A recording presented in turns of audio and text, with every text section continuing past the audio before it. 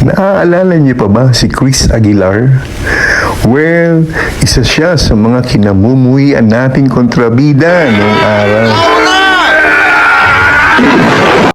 Welcome po sa ating channel. Kasama natin ngayon ang isa sa mga icon pagdating sa goons or kontrabida noong late 80s and early 90s. Walang iba kundi si Chris Aguilar. But before that, may we ask favor to you to please subscribe to our channel and press the notification bell para palagi po kayong updated sa ating mga video. Thank you po and enjoy watching.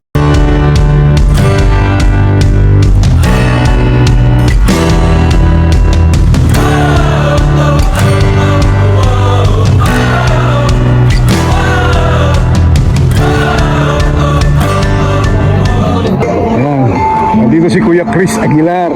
Yan sa mga paboritong goals ni FPJ yan ng araw. Diba? Ano bang mga memory natin yan, Kuya Chris? With FPJ. Yung highlights namin, Try mo na, Kuya. yung highlight namin yung kay, parando po yung kay Sharon, yung konting pagtingin. Okay. Kasama si Kuya Chris doon, no? Isa ako sa mga,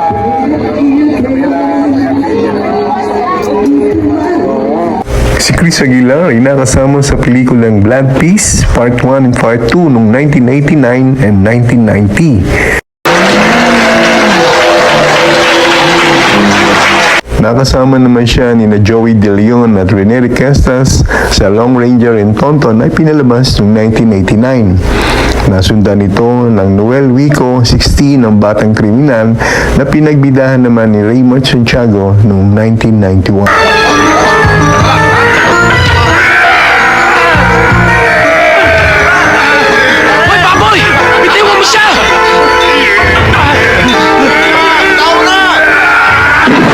Nakasama naman siya ni Sharon Cuneta at Cesar Montano sa pelikulang Wala Nang Iibigin Pang Iba na ipinalabas naman noong 1997.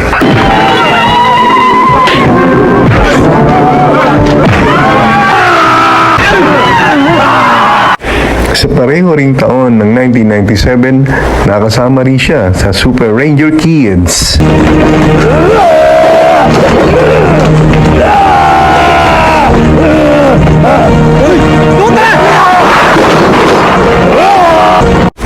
Dalawang pelikula rin ang nagawa niya sa atin noong 1998 sa pelikulang War Freak na kasama niya si Cesar Montano uli at sa Buhawi Jack na pinagbidahan naman ni Monsignor Del Rosario.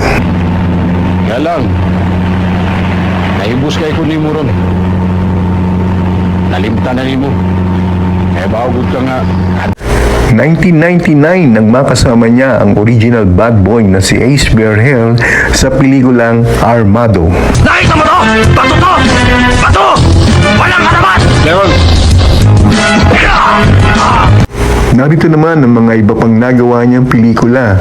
Makuha Ka sa Tingin noong 1993, Kahit Konting Pagtingin noong 1995, Anak ni Boy Negro noong 1997, Pera o Bayong noong 2000, at Ang Lisensyadong Kamao ni Manny Pacquiao noong naman taong 2005. Narito naman ang mga ilang international movies na kung saan nakasama ang ating kababayang si Chris Aguilar.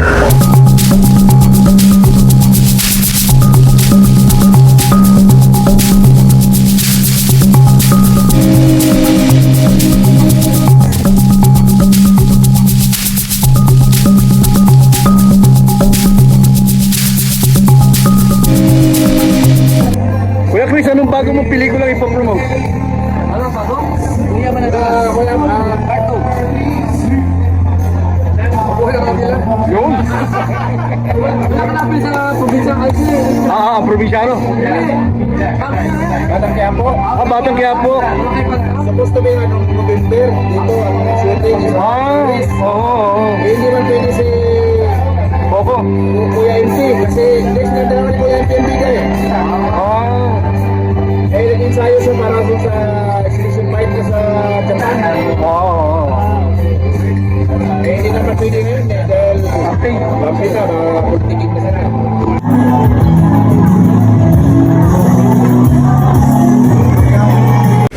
Karamihan sa mga papel na ginampanan niya, makikita mo siyang naka-masikip na muscle t-shirt, nakabukas na vest para makita mo ang matipunong katawan niya. O kaya naman ay tuluyang walang suot na pang-itaas.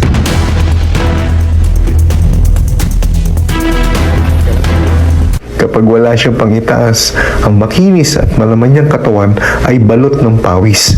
Palagi siyang gumaganap bilang kontrabida na sa simula ng pelikula ay laging nasa itaas ang kamay, pero sa huli, bugbog sarado at talon.